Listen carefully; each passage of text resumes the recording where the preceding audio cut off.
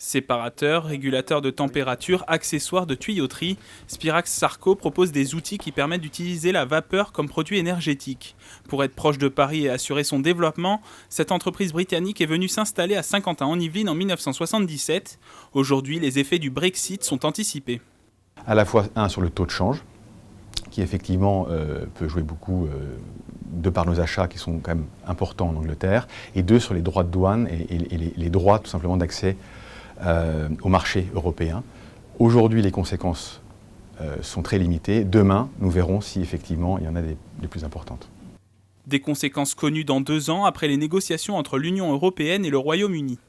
Nous attendons effectivement de Michel Barnier qu'il négocie au mieux les intérêts européens dans le cadre de cet accord, à savoir notamment un libre-échange ou un quasi-libre-échange effectivement des biens entre l'Union européenne et le Royaume-Uni afin de limiter l'impact potentiel de ce Brexit sur l'activité d'une entreprise française.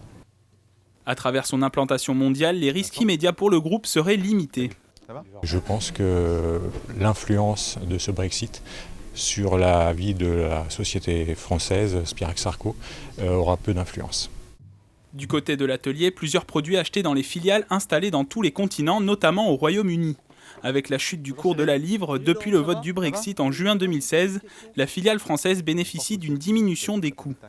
Aujourd'hui, le taux de change est favorable à la France et donc nous achetons nos produits avec un prix plus compétitif. Vu la diversité de nos produits et le nombre d'usines que l'on a dans le monde, je ne suis pas inquiet. L'entreprise peut continuer à exporter sans se préoccuper pour l'instant du changement des tarifs douaniers dans l'attente des résultats des négociations.